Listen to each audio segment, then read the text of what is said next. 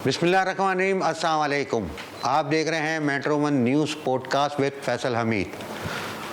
जैसा आपको पता है कि मुल्क में जो इस वक्त हमारे हालात चल रहे हैं वो है बजट के ऊपर, और दुनिया में जो एक हालात चल रहे हैं वो बड़ी बेचैनी सी जो है वो पाई जाती है। लेकिन हमारे मुल्क में जो इस वक्त बजट जो आया है तो उसमें भी लोगों के ऊपर बहुत ही बेचैनी है। और क्यों है, किस लिए है, किस वजह से है, जो हमारे आज पॉडकास्ट के जो मेहमान हैं वो उनका ताल्लुक़ बिज़नेस कम्युनिटी से है और समाजी जो है वो काम भी करते हैं। तो उनसे हम कोशिश करेंगे इस आज की पॉडकास्ट में जो है वो इस मौजू के ऊपर कुछ बात कर सकें।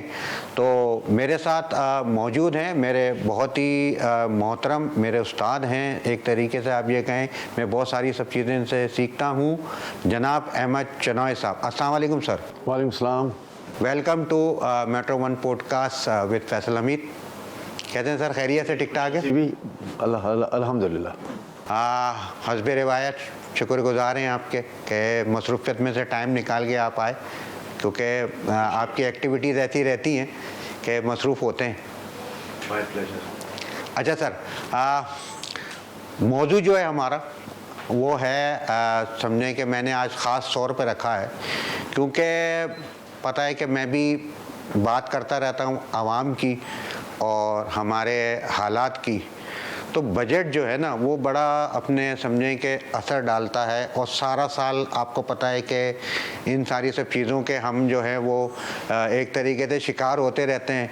बजट आता है, फिर मिनी बजट आता है, फिर ये होता है, फिर वो चलता है। तो थोड़ा सा आपका तो खैर सबको मालूम ही है, पता ही है आपके जो भी अपने एक्सपीरियंसेस हैं, जो आपके काम हैं, लेकिन थोड़ा मुख्तसरन तौर पे बता दीजिएगा ताकि हम मौजू के ऊपर जब बात करें तो लोगों को आसानी हो कि जो आप बात कर रहे हैं वो उनके समझ में भी आए। बहुत बहुत शुक्रिया। कारोबारी बात अगर है तो कारोबार में अल्हम्दुलिल्लाह एक मुकाम है, और साथ साथ मैं all Pakistan cloth merchant association के चेयरमैन भी हूँ और फेडरेशन की जनरल बॉडी का मेंबर भी हूँ, और फेडरेशन की कई कमेटियों में जो है एक फ़ाल रोल अदा कर रहे हैं। फिर ज़ाहिर है मैं इन दोनों चीज़ों के अलावा पाकिस्तान स्टॉक एक्सचेंज का डायरेक्टर हूँ, और उसकी बिना पर मैं 3 और बोर्ड्स में भी डायरेक्टर हूँ, जहाँ CDC, NCCPL और पाकिस्तान मर्केंटाइल एक्सचेंज हैं, और फिर सी नॉर्दर्न गैस पाइपलाइन लिमिटेड का भी मैं डायरेक्टर हूँ। तो ये एक मिक्स जो है वो एक्सपीरियंस आ जाता है मुख्तलिफ बोर्ड्स का, कॉरपोरेट बोर्ड्स का। इसके बाद रोज़मर्रा की ट्रेडिंग का भी आ जाता है। टेक्सटाइल में हमारा अपना ज़ाती तौर पे काम है। टेक्सटाइल का काम जो है उसमें उसकी सारी फिनिशिंग, उसकी सारी मेकअप, इस सारे में जो है वो हमारा एक अहम किरदार है, उसकी प्रोडक्शन में अहम किरदार है। तो ये मुख्तलिफ काम हैं जो हम करते रहते हैं, और अल्हम्दुलिल्लाह इन सब चीज़ों पे जो है वो साथ साथ एक समाजी रोल भी जो है उस शहर में अदा कर रहे हैं। और जब समाजी रोल अदा कर रहे हैं तो चाहे वो सेहत के शोबे में हो, चाहे तालीम के शोबे में हो, चाहे लोगों की मदद, लॉ एंड ऑर्डर की सिचुएशन हो, उन तमाम चीज़ों पर हम काम कर रहे हैं। काम किया है आपके इल्म में है। अल्लाह ताला ने इसके एवज़ मैं समझता हूँ हुकूमत पाकिस्तान ने हमारी सलाहियतों को शायद रिकगनाइज़ किया है, और 2 बड़े तमगे सितारा इम्तियाज़ और हिलाल इम्तियाज़ ये दोनों अता किए मुझे वक्तन फ़वक्तन।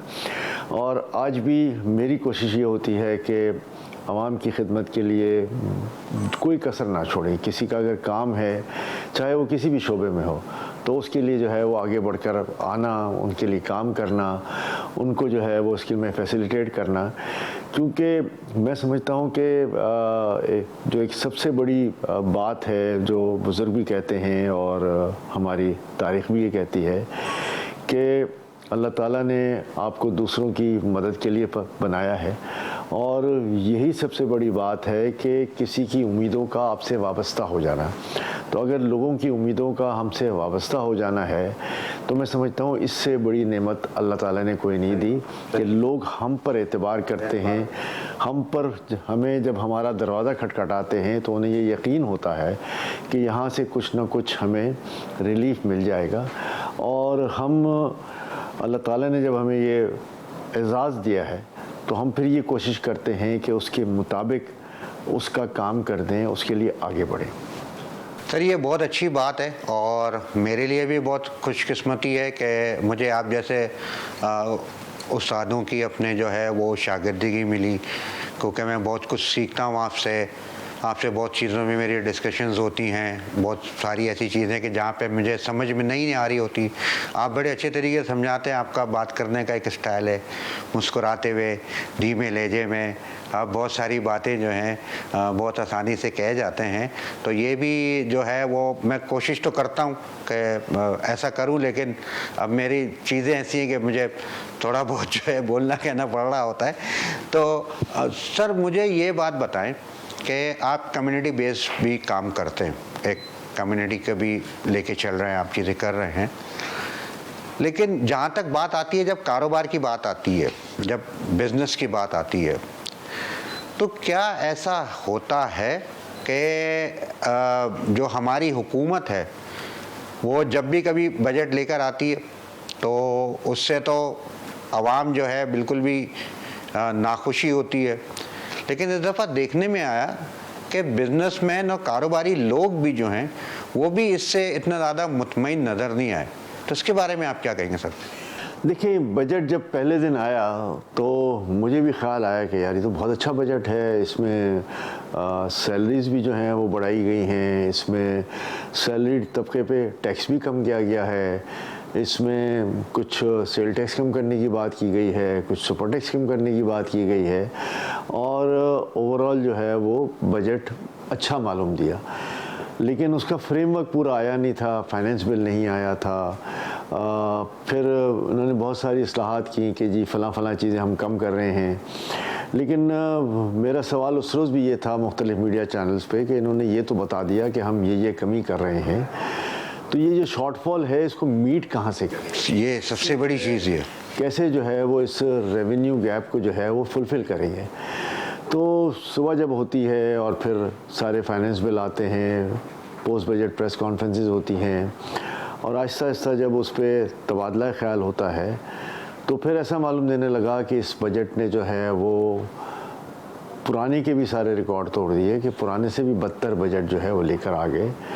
जहाँ सैलरीज बढ़ाने की बात थी वहाँ कोई सिग्निफिकेंट इंक्रीज़ नज़र नहीं आया, जहाँ सैलरी तबके पे टैक्स कम करने की बात थी, जब फाइनल कैलकुलेशन किया तो वही का वही शायद थोड़ा सा ज़्यादा हो जाता है। तो ये सारी चीज़ें देखकर हमें लगा कि यार ये क्या हुआ है। इसके बाद उन्होंने दो सेक्शंस इंट्रोड्यूस किए, सेक्शन 37 और सेक्शन 114।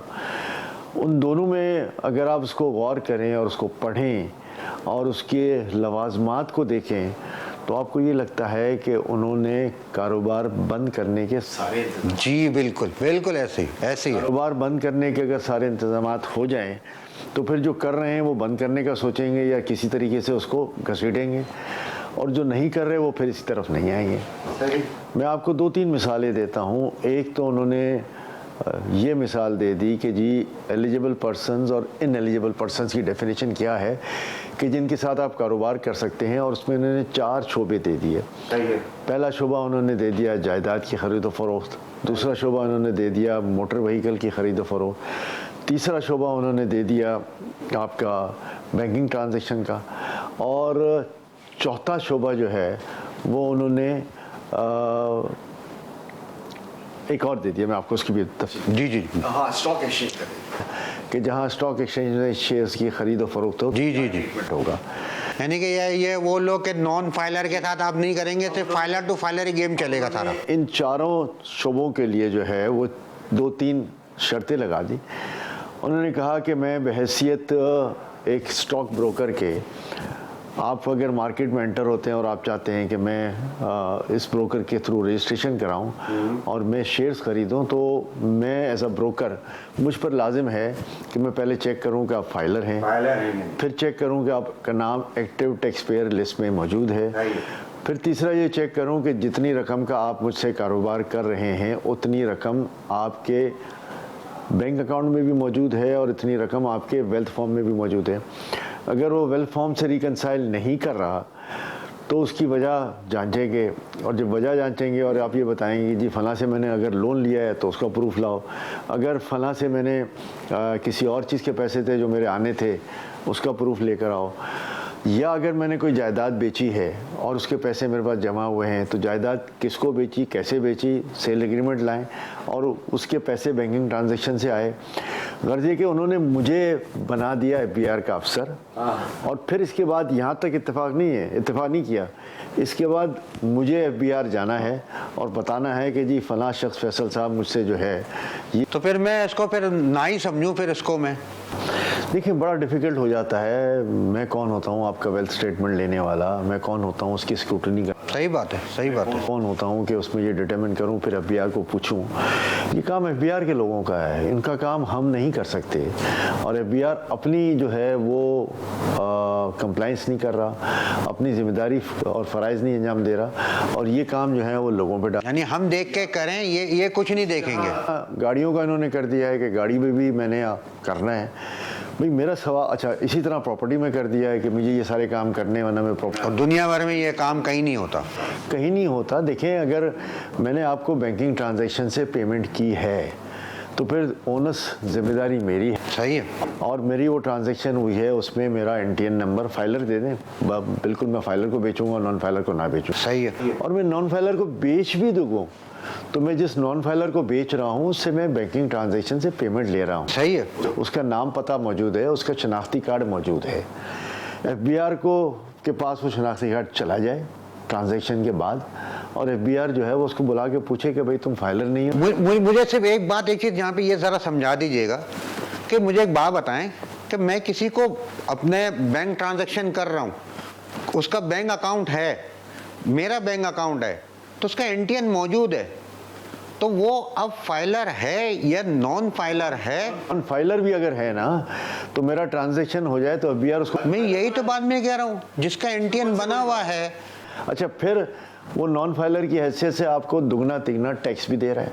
सही है। और फिर उसको दोबारा फाइलर में भी हम लेकर आ रहे हैं। सही है। तो ये चीज़ बेहतर है, या आप मुझे थानेदार बना दें, मैं सारी चीज़ें पूछूं और फिर भी मेरी अथॉरिटी फाइनल नहीं है, मैंने फिर FBI को पूछना है और FBI उसका गो हेड देगा। और FBI जब गो हेड देगा तो ज़ाहिर है इस मुल्क में आपको पता है फाइलें कैसे चलती हैं, इस मुल्क में कोई सर्टिफिकेट बगैर किसी मुआवजे के तो मिलता। सही है।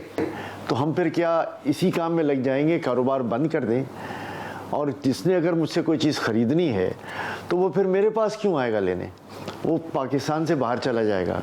सही में काम करेगा जहाँ दुबई में 4% 5% फुल एंड फाइनल टैक्स है। अच्छा सर, यहाँ अगर हम लड़की भी वो नहीं, यहाँ माजरत आपके से अपने उसमें, क्योंकि हमारे इस पॉडकास्ट में जो है ना वो ब्रेक भी होता है, हम अगर ब्रेक नहीं लेंगे ना तो हमारे लिए मुश्किल हो जाएगी। तो चलते हैं एक ब्रेक पे और इंशाल्लाह बहुत जल्दी वापस आते हैं और फिर बात करते हैं। Welcome back. अभी हम जो बातें कर रहे थे इसमें हमें ब्रेक तो लगा दिया, लेकिन बात यह है कि जो मौजू है वो बड़ा अहम है, तो हम उसको वहीं से जोड़ते हैं और कोशिश करते हैं कि बजट के ऊपर जो है वो अहमद भाई से बहुत सारी बातें हम जो है वो सीखें। तो जी अहमद भाई। तो जब हम बात कर रहे थे, मैं आपको बता रहा था कि किस तरीके से जो है वो इस सेक्शन को यूज़ किया जा रहा है और इसके बाद कारोबार बंद हो जाता है। फिर इसके बाद जो दूसरे मैंने सेक्शन का आपको बताया जो उन्होंने इंट्रोड्यूस किया है, जिसमें 3 चीज़ें उन्होंने दी हुई हैं। उसमें ये दिया हुआ है कि किसी भी कारोबारी इदारे के पास पहले फेज़ में जो है वो कमिश्नर की परमिशन के साथ आपके दफ्तर पे, आपकी फैक्ट्री पर, आपकी दुकान पर, आपके घर पर रेड किया जा सकता है। कोई भी FBI का आके वो रेड कर दे। कमिश्नर आएगा, कमिश्नर के ऑर्डर के ऊपर, कमिश्नर की परमिशन के साथ, और जो है वो वहाँ पर रेड भी करेगा और आपका चेयरमैन, आपका CEO, आपका डायरेक्टर, आपका CFO या आपका साथ देने वाले जो लोग हैं उसमें किसी को भी ले जाके उठा के ले जा सकता है। नंबर 1, अगर कमिश्नर लेट से वो ये बहाना बना ले कि अवेलेबल नहीं था तो असिस्टेंट कमिश्नर अपने डिस्क्रिशनरी पावर यूज़ करते वही काम खुद कर लेगा और आके फिर कमिश्नर को इतला करेगा कि मैं इनको इस जुर्म में लेकर आया हूँ। ये तो कोई नोटिस होगा ना, उसका कोई नोटिस पीरियड तो होगा क्या? आपको नोटिस पहले ही होता, चलो नोटिस का जवाब नहीं दे रहा। उधर ये बनाया गया है कि कॉन्क्रीट इन्फॉर्मेशन, ठीक है, कॉन्क्रीट इन्फॉर्मेशन की कोई डेफिनेशन नहीं है। तीसरा ये है कि अरेस्ट कर लिया, इसके बाद जो है वो रिकवरी का प्रोसेस और इसके बाद केस का प्रोसेस। अब इसमें सवाल ये पैदा होता है कि जब आप हमें कारोबारी लोगों को बग़ैर किसी शो कॉज के, बग़ैर किसी इंटीमेशन के, बग़ैर किसी बातचीत के आकर हमें अरेस्ट करके लेकर जाओगे, तो फिर किसका यहाँ कॉन्फिडेंस आएगा इस मुल्क में इन्वेस्टमेंट के लिए? इस मुल्क में इन्वेस्टमेंट के लिए अब कॉन्फिडेंस नहीं आएगा अनटिल अनलेस आप इन प्रोविजंस को रिमूव नहीं करते। अच्छा, फिर ये कहा जा रहा है कि जी कोई भी टैक्स फ्रॉड जो है वो अगर हम समझेंगे तो हम आ जाएंगे। बात यह है कि जब मैं इनकम टैक्स रिटर्न फाइल करता हूं तो टैक्स फ्रॉड की डेफिनेशन क्या आती है? टैक्स फ्रॉड की डेफिनेशन जो है वो मेरी नज़र में ये है कि मैंने जो ट्रीटमेंट दिया है अपने एक्सपेंस को बुक करने का, वो शायद आपकी नज़र में टैक्स फ्रॉड है। मेरा जो कंसल्टेंट है उसने उसको टैक्स फ्रॉड नहीं बनाया, उसने कहा आप इस तरह सबमिट करें, ये ठीक है। तो अब उस बात का कौन जिम्मेदार है? पूरी दुनिया में ये होता है कि अगर मैंने गलत ट्रीटमेंट किया है बकौल FBR या इनकम टैक्स अफसरान की मंतक के मुताबिक, तो फिर मुझे नोटिस दिया जाता है, मुझसे बात की जाती है, मुझसे कहा जाता है कि जी ये कैलकुलेशन आपकी गलत है, आपका इतना टैक्स नहीं और इतना टैक्स बनता था। मैं शायद अपील में चला जाऊं, फिर अपीलेट के पास चला जाऊं, इसके बाद मैं कोर्ट में चला जाऊं, हाई कोर्ट में चला जाऊं, सुप्रीम कोर्ट में चला जाऊं। ये सारे इंसाफ के दरवाजे मेरे पास खुले हुए थे, उन्होंने सारे दरवाजे बंद कर दिए कि नहीं जी पहले टैक्स अदा करो, इसके बाद। कत्ल के मुजरिम को भी जो है वो अपने मौका मिलता है कि आके अपनी सफाई दे, हाँ, फिर उसके बाद बात करो। तो अगर सजाए मौत हो गई तो फिर मैं तो जीने नहीं सकता। तो ये क्या चीज़ मुझे थोड़ा सा ये ज़रा समझा दें, क्या चाह रहे हैं ये कि मुल्क जो है वो मईशत से नहीं चलेगा, वो अपने कारोबार से नहीं चलेगा, सिर्फ कर्जे लेके चलेगा? जब मैंने आपको शुरू में कहा कि इतनी सारे उन्होंने रिडक्शंस किए और मुझे ये नहीं पता चल रहा था कि ये रिकवर कैसे करेंगे, इसका शॉर्टफॉल कैसे मीट करेंगे, तो फिर अगले दिन जब फाइनेंस बिल में देखा तो इसका जो रिकवरी है वो टैक्स एनफोर्समेंट से करेंगे। टैक्स एनफोर्समेंट क्या है? जो मैंने कानून आपको बताया। तो अब ये आप किसी को डरा कर, किसी को धमका कर, किसी को अरेस्ट करके जितना चाहे पैसे। अच्छा, ये उसी के साथ कर रहे हैं जो टैक्स दे रहा है। ये टैक्स अपने देने वालों का दायरा नहीं बढ़ा रहे हैं, टैक्स देने वाले नहीं बढ़ा रहे हैं, जबकि जो टैक्स दे रहे हैं उन्हीं को ही जो है वो डरा धमका के बोल रहे हैं कि टैक्स दो। और एक नहीं, दो नहीं, पिछले मैं तो कब से, जब से मैं समझे कि मैंने होश संभाला है, मैंने तो टैक्स लगते हुए ही देखे। कोई टैक्स मैंने ऐसा नहीं देखा कि यार वो टैक्स माफ़ कर दिया। हाँ, अभी एक रियल एस्टेट के ऊपर इन्होंने कोई FED वगैरह लगाया था, लेकिन उससे हुआ क्या कि साल भर काम बर्बाद हो गया, अगले साल में आपने वो टैक्स उठा दिया। अब वही सारी सब चीज़ें करने जाएंगे तो उस वक्त वही डर अपने लगेगा कि यार चलो अभी इस दफ़ा में कर लिया, अब अगले साल फिर कहीं ना कहीं कोई ना कोई टैक्स लगा देंगे, जो सोलर पे किया। फैसल भाई, सोलर पे किया, उन्होंने कहा कि ये शायद अब गरीब आदमी जो भी है वो सोलर ख़रीद लेता है, सस्ता हो गया है, 2829 रुपये किलोवाट हो गया है, तो इनको भी क्यों ना पेनलाइज कर दो। बात यह है कि वो चाहते ही नहीं कि इस मुल्क में जो है वो कोई सही मानों में काम कर सके। और मैंने FBR के ऑफिशियल से एक सेमिनार में आए हुए थे, मैंने सवाल किया कि मैंने कहा सर आपको भी जो है वो जायदाद भी ख़रीदनी होती है, आपको गाड़ी भी ख़रीदनी होती है, आपको बैंकों में पैसे डिपॉजिट भी कराने होते हैं, आपको जो है वो स्टॉक एक्सचेंज में अपना अकाउंट भी खुलवाना होता है। जब ये सारे चारों काम करने आप जाएंगे तो फिर हम क्या आपके भी बैंक स्टेटमेंट लेंगे, हम आपका भी वेल्थ स्टेटमेंट लेंगे और उसको सर्टिफाई कौन करेगा? तो मैंने कहा वो बात ना करेंगे जिससे आपको भी तकलीफ़ हो, हमें भी तकलीफ़ हो। हम तो अपना जायज़ टैक्स देने की बात करते हैं और हम तो कहते हैं आप पकड़े जो टैक्स नहीं देते, आप तो जो टैक्स दे रहे हैं उनको जो है उनको पकड़ना है, जो टैक्स नहीं दे रहे उनको छोड़ दिया। इसमें इस पूरे बजट के अंदर कहीं अल्फाज नहीं है कि नए टैक्स गुजार कैसे पैदा किए, कैसे पैदा किया। आपको एनफोर्समेंट करना नहीं है, आपने काम नहीं करना, आपने मेहनत नहीं करनी और आपने उन लोगों को जिन लोग जो टैक्स आपको देते हैं उनसे दोगुना तिगुना टैक्स वसूल करके अपना शॉर्टफॉल पूरा करना है। तो फिर हमें जब वायबिलिटी नहीं रहेगी तो हम काम कहाँ से करेंगे? आज भी जो आपका टैक्स का रेट है इफेक्टिवली कॉरपोरेट सेक्टर में वो 61-62% है। कितना है? मैं पहले 62% आपके लिए कमाऊंगा और उसके बाद 38% घर पे लेके जाऊंगा, तो मेरा काम करने का मसला ख़त्म हो जाता है। वो मेरे 38% तो चलना ही नहीं है ना घर सर। 62% ये कमाऊंगा तो मेरे पास उतने पैसे बचेंगे नहीं कि मैं बैंक की फाइनेंसिंग को पूरा करूं, बैंक के डेट्स को पूरा करूं, उनकी रीपेमेंट्स करूं और आपको ही टैक्स देता रहूं, तो फिर मुझे कारोबार करने का कोई फ़ायदा नहीं है। वो टैक्स चोरी इसी वजह से तो हो रहा है कि यार टैक्स दे के भी जो है हमें फंसना है तो चोरी करके ही फंस लो। वक्फे से पहले ये बता रहा था कि दुबई में 4 से 5% टैक्स है मैक्सिमम और कोई सवाल नहीं है उसमें। तो मैं बखुशी बाहर चला जाऊंगा, वहाँ कमाऊंगा, 4-5% टैक्स दूंगा और मज़े से बैठूंगा। मुझे क्या ज़रूरत है कि यहाँ 60-62% में टैक्स देने की बात करूँ, जवाबात भी दूँ, गिरफ्तारी का खौफ भी रहे, बदनामी का खौफ भी रहे और मेरा पूरा ख़ानदान जो है वो मुश्किल में आए। अभी तो ऑफशोर कंपनियां बनती हैं, बनती क्यों? इसी वजह से ऑफशोर कंपनियां भी बनती हैं और सरमाया भी बाहर मुंतकिल होता है। और फिर मुझे ये बताएं कि जो मुल्क में रिश्वत सतानी का बाज़ार गर्म है वो पैसे कहाँ जाएंगे? वो पैसे हम एक्सपेक्ट करते थे कि शायद कुछ यहाँ पे भी इन्वेस्ट हो जाते होंगे, अब तो वो टका भी यहाँ इन्वेस्टमेंट करने की कुछ भी नहीं है, कुछ भी नहीं है। सारे पैसे बाहर लेके चले जाएंगे।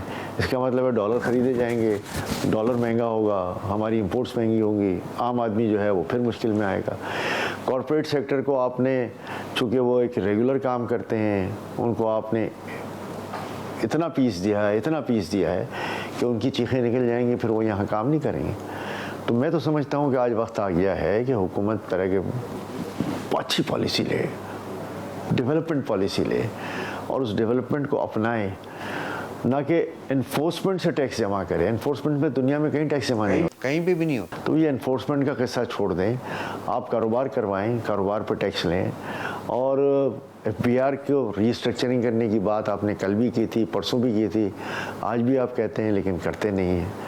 तो इस तरह तो काम नहीं चल सकता, इस तरह तो कारोबार नहीं चल सकता। सर मुझे एक बात ये बताएं, ये फेडरेशन जो है FPCCI जो कहलाता है, ये गली मोहल्ले की क्या कोई मोहल्ला कमेटी है या किसी मार्केट की एसोसिएशन है?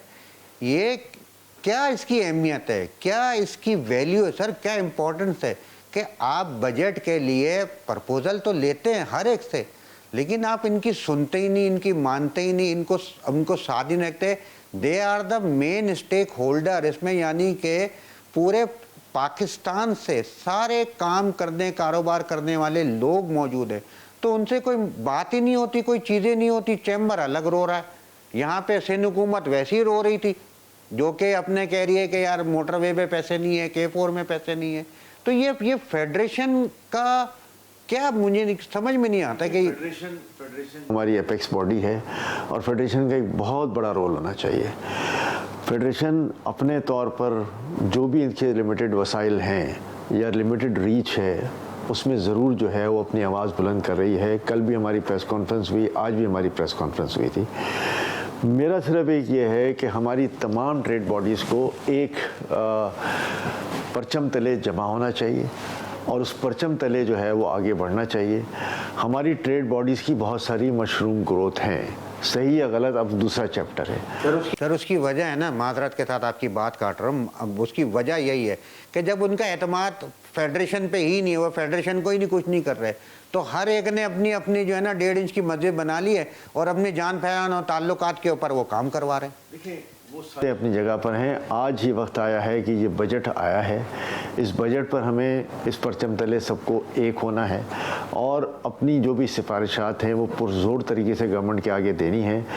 बहुत ज़्यादा टाइम नहीं है, 10-12 दिन में बजट पास हो जाएगा और अगर ये 10-12 दिन निकल गए तो फिर बिज़नेस कम्युनिटी का अल्लाह हाफ़िज़ है। इस 10-12 दिन में मौसर तरीके से हमने अपनी आवाज़ इस्लामाबाद के ऐवानों में पहुंचानी है। वहाँ उनको बताना है कि खुदारा होश के नाखुन लो, हम अपना टैक्स देने को कल भी तैयार थे, आज भी तैयार हैं और इंशाल्लाह कल भी देते रहेंगे। 70 साल से दे रहे हैं। आप अगर इस तरीके से हमें टैक्स वसूली की बात करोगे, इस तरीके से पाबंदियां लगाओगे, तो फिर हम मजबूर हो जाएंगे कि हम कोई दूसरा रास्ता इख्तियार करें। मेरे ख्याल से कल प्रेस कॉन्फ्रेंस में तो ये बात आ गई है कि यार हम या तो बंद कर देते हैं और एहतजाज पे चले जाते हैं, ये फेडरेशन कह रहा है। जी। तो मैं ये कह रहा हूँ, मैं तो एक आम आदमी हूँ ना, मेरा तो फिर क्या, अल्लाह हाफिज़। जी देखिए, बिल्कुल हम जो जद्दोजहद कर रहे हैं वो आम आदमी के लिए कर रहे हैं। हमने IPPs के मामले में आम आदमी के लिए भी, इंडस्ट्री के लिए भी, कारोबार के लिए भी रेसिडेंशियल हाउसेस के लिए भी, सबके लिए जद्दोजहद की। 7 रुपये कुछ पैसे बिजली का रेट कम हुआ है और हम मज़ीद इस पे कोशा हैं कि जी ये IPPs के जो पैसे हैं वो हम पे ना लगाए जाएं। आपने अगर गलत पॉलिसी की बुनियाद पर IPPs लगाए और वो चाहे चले ना चले, उनको आपने पैसे देने हैं और उसका बोझ जो है वो पूरे पाकिस्तान के सार्फिन पर डालते हैं, तो हम वो बोझ बर्दाश्त नहीं कर सकते। अच्छा, ये IPP जो हैं ये हमारे इंडस्ट्रियलिस्ट लोग भी तो ही हैं, ये भी तो फेडरेशन का ही है। 20-22 ख़ानदान हैं, 44 के करीब IPPs हैं। वो एक ऐसा लीड क्लास है कि उन्होंने जो पाकिस्तान को लूटा, तो वो बिजनेस जो हुकूमत पाकिस्तान की धज्जियाँ उड़ाई, वो फेडरेशन में नहीं। देखिए बिल्कुल आते हैं, वो हमारे साथ नहीं हैं, उनकी एक अलग मस्जिद है और वो इस बात पे कोशा हैं कि किसी तरह उनके IPPs चलते रहें, काम किए बगैर उनको पैसे मिलते रहें और उसका बोझ जो है वो पाकिस्तान के गरीब आवाम पे पड़ता रहे। आपको अंदाज़ा है कि गरीब आदमी जिसकी तनख्वाह 25-30 हज़ार रुपये है, अगर वो 10-15 हज़ार रुपये बिजली के बिल में दे देगा तो हम कैसे उसको एक्सपेक्ट कर सकते हैं कि अहमद भाई देखें, मुझे मैं एक चीज़ कहता हूँ कि देखें, हम कहते हैं कि यार अच्छे सियासतदान नहीं हैं, ठीक है ना, और जो कुछ अच्छे सियासतदान हैं जो कारोबारी शऊर रखते हैं, ठीक है ना, वो अपनी अपनी सियासी पार्टी पॉलिसीज़ की वजह से शायद बोल नहीं पाते, कह नहीं पाते, और जब वक्त गुजर जाता है, जब सरों से पानी ऊपर हो जाता है, फिर उनको समझ में आ रही होती है। क्या ऐसा नहीं है कि हमारी बिजनेस कम्युनिटी जो है वो इन सारी सब चीज़ों के लिए कोई काम, कोई चीज़ें कर लें? वो जाके इधर उधर दूसरी पार्टियों को ज्वाइन कर रहे होते हैं और कुछ अरसे के बाद कुछ ना कुछ वजारतें लेके कोई ना कुछ चीज़ें करा के जान पहचान बना के वो पार्टी छोड़ के बैठ जाते हैं। तो क्या ये अपने होना चाहिए कि ये भी कुछ इस तरह की बिजनेस कम्युनिटी हुकूमत में जो है वो आने के लिए सियासत में हिस्सा ले? क्या इसके पर कोई बात होती है? सियासत और कारोबार दोनों एक साथ नहीं चल सकते। सर आप लोग देखें, फेडरेशन में बैठे हुए हैं, बिजनेस पॉलिटिक्स तो है ही ना, व्हाई नॉट नेशनल पॉलिटिक्स? देखें, अगर हम नेशनल पॉलिटिक्स में पड़ गए तो फिर कारोबारी इदारों के लोग हमारी बात नहीं सुनेंगे। उसकी वजह ये कि वो कहेंगे ये फला पार्टी का, ये फला पार्टी का, ये फला पार्टी का। नहीं, ये लेबलिंग जो है, सर आपकी अपनी बिजनेस पार्टी हो, बिजनेस कम्युनिटी पार्टी हो, क्योंकि आप अगर कोई काम, कोई बात, कोई चीज़ कर रहे हैं तो बिजनेस अपने कम्युनिटी के लिए ही बात कर रहे हैं, मुल्क के लिए ही बात कर रहे हैं। वो इख्तलाफ क्यों करेंगे जब आपके लोग ही आगे अपने पहुँचे हुए? आपकी बात बिल्कुल ठीक है, लेकिन जब हम इसकी बात करेंगे कि हम कारोबार को छोड़ के पॉलिटिक्स में आ जाएंगे, हम कारोबार को छोड़कर जो है वो रोज़ाना की ये धींगा मुश्ती करते रहेंगे असम्बलियों में, तो फिर कारोबार कौन करेगा? मैंने आपको ये अर्ज़ किया कि दोनों एक साथ नहीं चल सकते। वो तो वैसे भी नहीं करने दे रहे हैं ना कारोबार। कुछ लोग हमारे ज़रूर आगे तक जाते हैं, कोई नेशनल असम्बली का मेंबर बनता है, कोई सेनेट का मेंबर बनता है, और आज अगर नज़र दौड़ाएं तो पाकिस्तान का प्राइम मिनिस्टर भी एक कारोबारी शख्स था, पाकिस्तान का आज सेनेट के चेयरमैन भी एक कारोबारी शख्स है, पाकिस्तान का एक नेशनल असम्बली के स्पीकर भी एक कारोबारी शख्स है, पाकिस्तान का सदर भी एक कारोबारी शख्स था। तो उस वक्त वो कारोबारी शख्स था, आज वो फुल टाइम पॉलिटिशियन है।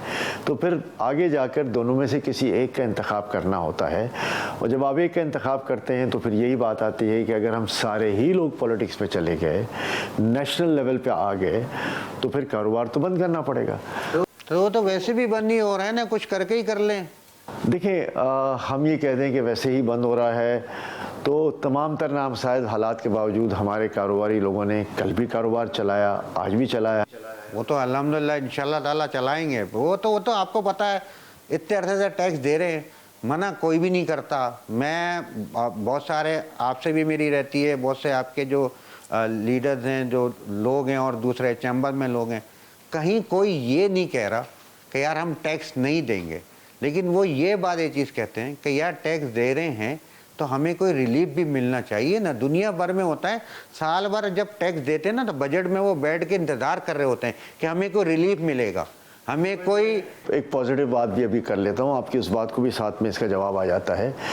देखिए, ये मुल्क बड़ा खुशहाल मुल्क है, अल्हम्दुलिल्लाह। इस मुल्क में जो रेवेन्यू जनरेशन अपॉर्चुनिटीज़ हैं, मैंने 30-35 साल गुजार दी हैं अपनी इस कारोबारी ज़िंदगी में, पाकिस्तान से ज़्यादा अच्छा रेवेन्यू जनरेटिंग कंट्री मैंने कोई नहीं देखा। बिल्कुल सही है। बड़े मौके हैं, सही भी और गलत भी। आप अगर कॉरपोरेट वर्ल्ड में चले जाएं और पाकिस्तान की लिस्टेड कंपनियों की हालत देख लें तो कल को जो कंपनी 10 अरब कमाती थी आज 20 अरब कमा रही है, 20 अरब वाली 40 अरब कमा रही है, 40 अरब वाली 400 अरब कमा रही है। तो ये एक पैराडाइम शिफ्ट है जो पिछले 3-4 साल में आया है। तो गिला फिर किस बात का? हमारा जो प्रॉब्लम है मैं आपको बताऊं, हमारा प्रॉब्लम ये है कि हम लोग कमाते यहाँ से हैं और ख़र्च बाहर करते हैं। हम लोग कमाते यहाँ पर हैं, इन्वेस्टमेंट हम बाहर करने की बात करते हैं। या आप उस वाली क्लास की बात कर रहे हैं, ये वो वाली एलीट वाली बात जी, कर रहे हैं? हम लोग कमाते यहाँ से हैं और बाहर के बैंकों में पैसे रखने की बात करते हैं। तो आज वक्त ये आ गया है कि अगर ये काम नहीं होता और हम पैसे यहीं री इन्वेस्ट करते और कारोबार को बढ़ाते, जीडीपी को बढ़ाते, तो शायद हुकूमत को ये नौबत ना आती इस किस्म के टैक्सेस लगाने की। तो हमारी अपनी भी फॉल्ट है। सर लेकिन वो कितने % लोग हैं सर? आप देखें, आप क्योंकि एक आपका अपने है एक्सपीरियंस है, तजुर्बा है, वो कितने % लोग हैं सर? देखिए बहुत कम परसेंटेज लोग हैं, यही तो। लेकिन हमारे पास टैक्स पेई लोग कितने हैं इस कराची, इस पाकिस्तान के अंदर, वो भी आपको पता है। 5 मिलियन, 5.5 मिलियन, 55-60 लाख। और इसमें फिर वो लोग कितने हैं जो सैलरीड क्लास के हैं। तो ये एक बहुत बड़ा पैराडाइम शिफ्ट है। सर इसमें वो खुद ही बताते हैं कि तुम्हारे पर टैक्स लगने वाला है, तुम्हारे पर टैक्स लग गया है, तुम ये कर लो, तुम ऐसा कर लो, ये टैक्स लगाते हैं। और नीचे वाले जो है टैक्स में जो है वो छूट के लिए वो सारे तरीके बताते हैं। तो कारोबारी लोग क्योंकि हमेशा से जद्दोजहद है कि कुछ पैसे बच जाएं, कुछ पैसे बच जाएं। मैं समझता हूँ वो वक्त ख़त्म हो गया है। अगर आप ये स्ट्रैटेजी लेके चलेंगे कि कुछ पैसे बच जाएं, तो फिर जो है वो आपके पैसे नहीं बचेंगे और आपके पास ये इस तरह की ज़बरदस्तियाँ आएंगी कि जो टैक्स एनफोर्समेंट में आ रही हैं। आज वक्त आ गया है कि हम और आप इस पर होश के नाखुन लें। हम और आप गवर्नमेंट के साथ बैठें, उनके साथ तय करें कि कौन सा सेक्टर कितना टैक्स देगा, किस तरह देगा। कहीं लूप होल है, आए हम आपकी मदद करते हैं, आपके साथ बैठते हैं और जहाँ लोग टैक्स नहीं देते उनकी निशानदेही भी करते हैं। लेकिन आप हमें इस्तेमाल तो करें। आप फेडरेशन जो 250 ट्रेड बॉडीज़ की नुमाइंदा जमात है उसके पास आएँ तो सही। ये आते ही नहीं है ना, पूछते ही नहीं है। लेकिन यहाँ पे हमें पूछा जा रहा है कि भाई ब्रेक लेना है नहीं लेना, तो भाई बिल्कुल ब्रेक लेना है। हम भी ब्रेक लेते हैं, चलते हैं और वापस आते हैं। Welcome back. आप देख रहे हैं metro 1 news podcast with Faisal Hamid. और अभी हमने जो है वो वक्फे में जो है थोड़े लैटर मूड के ऊपर आ गए, क्योंकि बातें जो थी वो हमारी जो थी थोड़ी सी ज़रा फीकी फीकी हो गई थी। तो अब थोड़ी सी इसको जो है खट्टी मीठी करते हैं और थोड़ा सा प्रोग्राम का मूड बदलते हैं, क्योंकि ये तो बातें ऐसी हैं कि होती रहेंगी, चलती रहेंगी। और जो हमारा मकसद है ना असल में सर, आपको पता है मेरा पॉडकास्ट करने का मकसद ही होता है कि यार वो कुछ बातें ऐसी होती हैं कि जो हम बहुत सारी जगहों में नहीं कर सकते। कुछ प्लेटफॉर्म होते हैं उनके ऊपर नहीं बोल सकते, कुछ फोरम होते हैं उनके ऊपर नहीं बोल सकते। तो इस पॉडकास्ट के थ्रू जो है वो बात कर ली जाए। मैं खुद भी होस्ट इसी वजह से बन गया कि एज अपने जो है वो जब आप कहीं एनालिस्ट बैठे होते हैं तो बहुत सारी बातें नहीं कह पा रहे होते, कुछ नहीं कर पा रहे होते, तो चलें होस्ट बन गई वो बात, वो चीज़ें कर लें। तो थोड़ा सा हम अपने इसको मूड को जो है वो थोड़ा सा लाइटर करते हैं। तो इसमें हमारे कुछ ऐसे फिल इन द ब्लैंक्स वाले सवाल हैं। तो उसमें जो भी आपके दिमाग में आए पहले आप बोल दें, कह दें, तो कोई इशू नहीं उसमें। मैं डैश हूँ लेकिन मुझे लोग डैश समझते हैं। मैं अच्छा हूँ लेकिन लोग मुझे बुरा। अच्छा, ज़्यादातर इसका डैश के अंदर यही चीज़ें आती है कि अपने मैं अच्छा हूँ लेकिन मुझे लोग अच्छा नहीं समझते। बड़ा अपने सेफ वाला। हमारे कारोबारी लोग डैश हैं। अब इसमें अच्छा मत डाल दीजिएगा। हमारे कारोबारी लोग होशियार हैं। कौन से वाले? 1.5 वाले, अपने 2.0 वाले, कौन से वाले होशियार? अच्छे वाले। अच्छा, मुझे कुछ लोग डैश पसंद है और कुछ लोग डैश ना पसंद है। मुझे कुछ लोग सच्चे पसंद हैं और कुछ लोग झूठे पसंद नहीं हैं। मुनाफिक। मुनाफिक। वो ज़्यादा खतरनाक होता है ना। झूठ बोल दिया तो बोल दिया, पता चल जाता है यार कि आप झूठ बोल रहे हो, पता चल जाता है। मुनाफिक वाला ज़्यादा खतरनाक होता है, ड्यूल फेस होता है, बोलता कुछ है करता कुछ है। और हमारे यहाँ ज़्यादा सारी सब चीज़ें मुनाफिकत बेस ज़्यादा हो गई। एक होती ना वो इंडिया वाला था ना कि झूठी खबरें चलाया जा रहा तो हंस रहे थे, लेकिन वो चीज़ें कि जो बिल्कुल ही होती कुछ हैं और दिखाई कुछ जा रही होती है और उसके असरात कुछ और होते हैं, वो वाली ज़्यादा नहीं खतरनाक होती। बिल्कुल आपकी बात ठीक है। वो मुनाफिकत जो है वो तबाह कर देती है इंसान को, और ये मुनाफिकत जो है वो लोगों के लिए बड़ी नुकसानदेह हो जाती है। कारोबार में हमारे ज़्यादा हो गई है अभी। और मुनाफिकत में बहुत सारी चीज़ें आती हैं। मुनाफिकत जो है वो एक बहुत बड़ी इस्तिलाह है, हम इसको बड़ी आसानी से मुनाफिक कह देते हैं, लेकिन सही कह रहे हैं। किसी के लिए बुरा समझना, किसी को नीचा दिखाना, उसके सामने अच्छा बनना, उसको ये फील होने देना कि नहीं मैं तो तुम्हारे साथ हूँ और वो तुम्हारे साथ नहीं होता, तो ये सारी चीज़ें जो हैं वो मुनाफिकत के ज़मरे में आती हैं। इसमें बहुत सारी चीज़ें। एंड लोग बोलते हैं सब पार्ट ऑफ बिजनेस। जैसे अभी आजकल मैंने एक चीज़ को सुना, फिर वापस दूसरी बात पे आ गए, लेकिन यहाँ ये चीज़ें करना भी ज़रूरी है कि सूद के ऊपर बात हुई तो कह रहे हैं सब पार्ट ऑफ अ बिजनेस। देखें, अब हमने इसको शरई निज़ाम पे लाने की बात की है, हमने इसको जो है वो शरिया कंप्लाइंस की बात की है, हमने इसको रिबा फ्री करने की बात की है, हमने इस पर इज्तिहाद करने की बात की है, बहुत सारी चीज़ें की हैं। और 2027 एक डेडलाइन है कि जहां तमाम बैंकिंग ट्रांजैक्शंस हमारी शरिया कंप्लाइंस हो जाएंगी, जहां तमाम लोन्स हमारे शरिया कंप्लाइंस हो जाएंगे।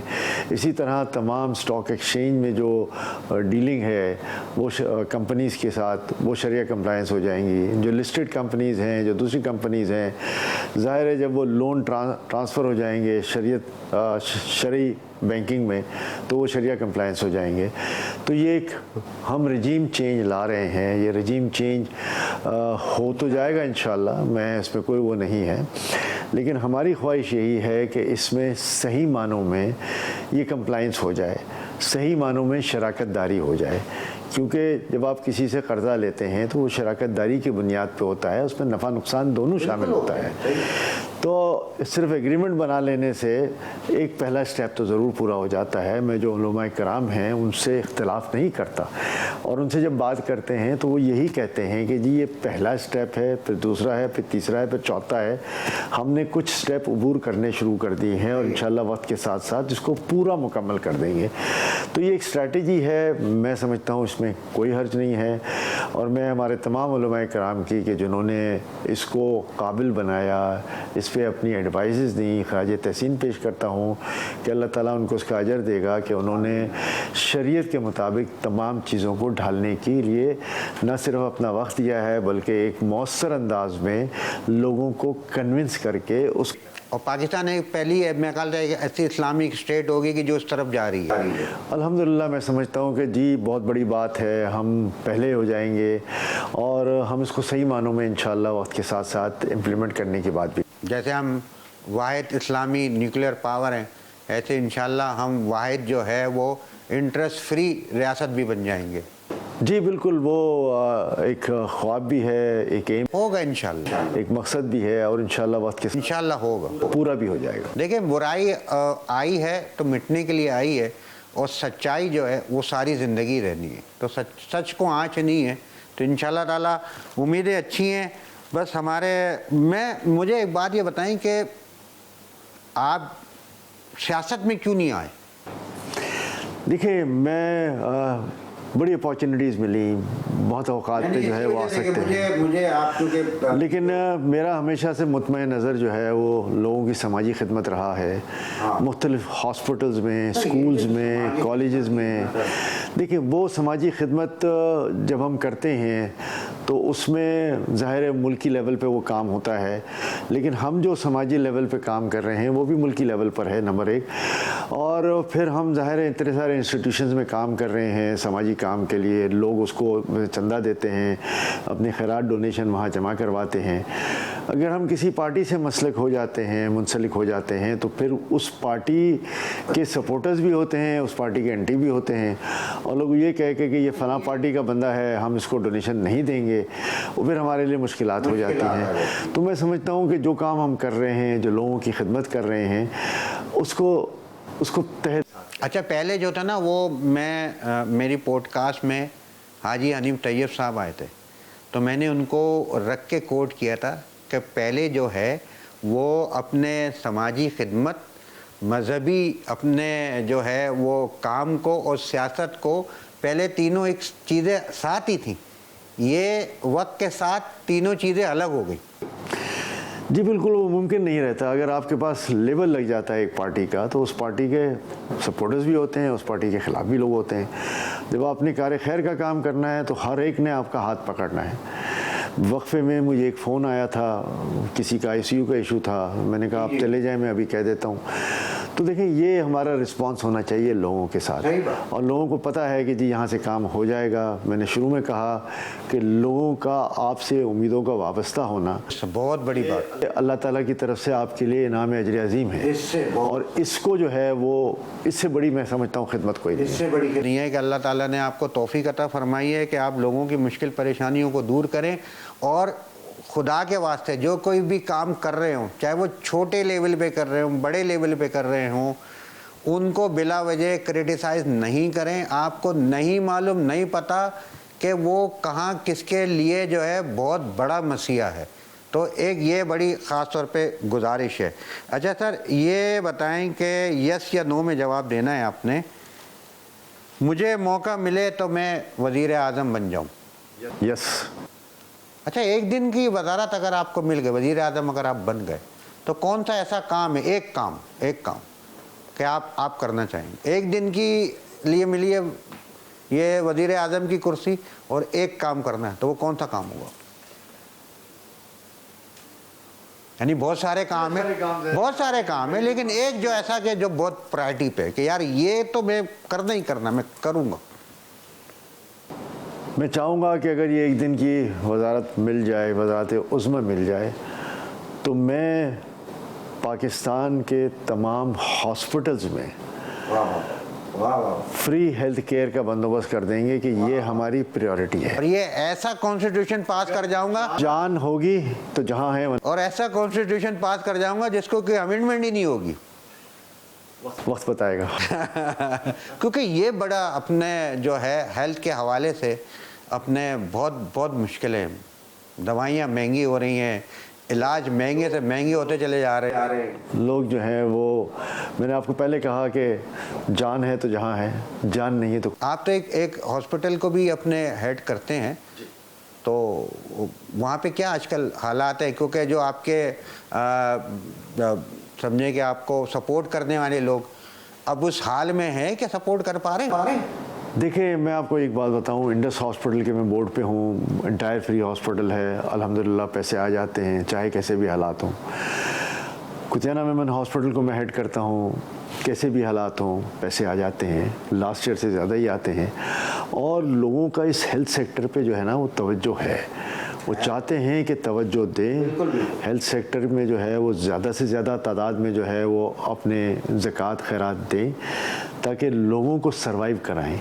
अगर लोग सरवाइव होंगे तो फिर एजुकेशन भी मिल जाएगी, घर भी मिल जाएगा, काम भी हो जाएगा, कारोबार भी हो जाएगा, इंडस्ट्री भी लग जाएगी।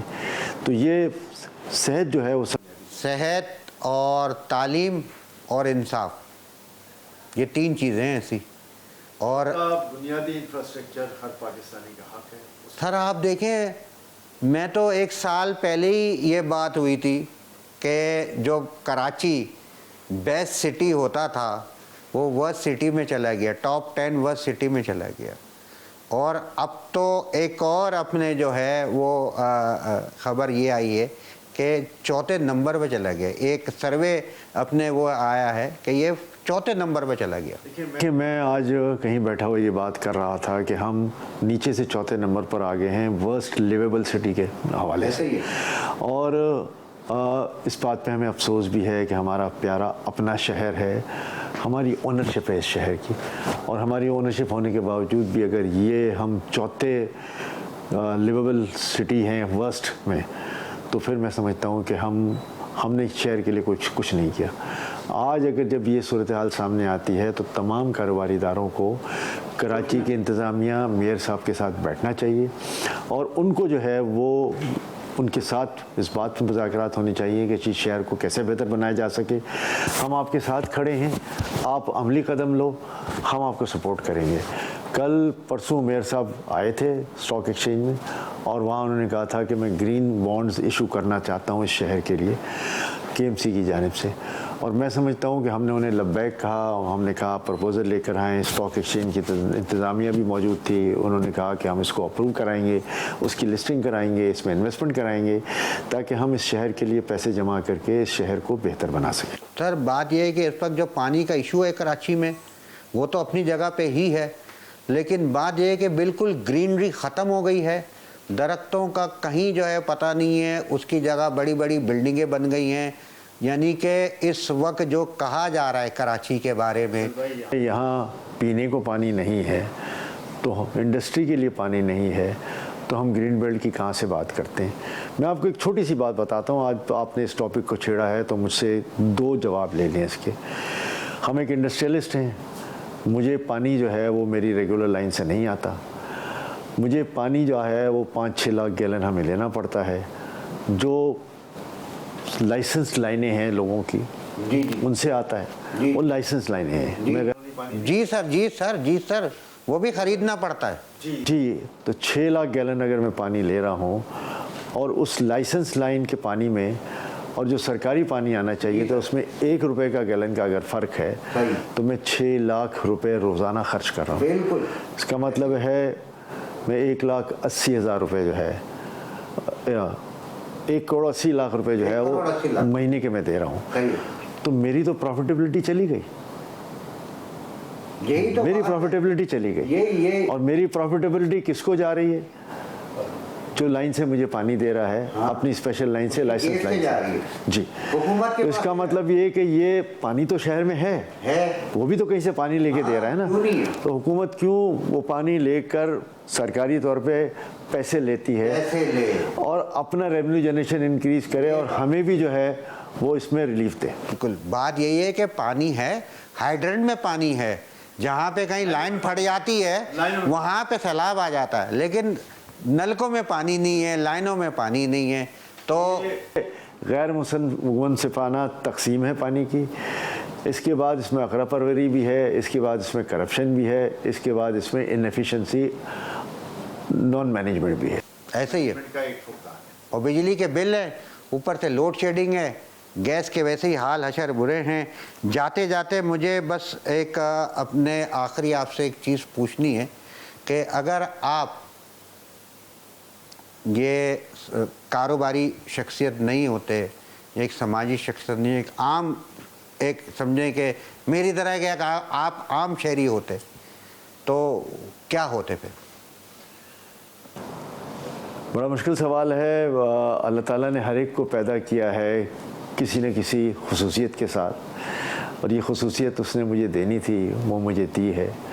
और जिस हाल में भी होते मैं अल्लाह का शुक्र अदा। ये बात आम आदमी होता है, फिर भी मैं ये काम कर रहा होता, क्योंकि बात ये है कि ये आपको जो है वो अपने पीछे से ही चीज़ें मिलती हैं, अल्लाह पाक उसी को तौफीक देता है जिसका कहीं ना कहीं कुछ सिलसिला बना हुआ होता है। तो ये बड़ा सोच में उसने पैदा किया, ये बात उस ख़ानदान की रिवायत, अच्छी रिवायत को लेके चलें और इंशाल्लाह चलते रहेंगे, चाहे हम कुछ। हम बहुत सारी बातें करना चाह रहे थे लेकिन टाइम है मुख्तसर, और अब हमारी जो है वो पॉडकास्ट का टाइम ख़त्म हो गया।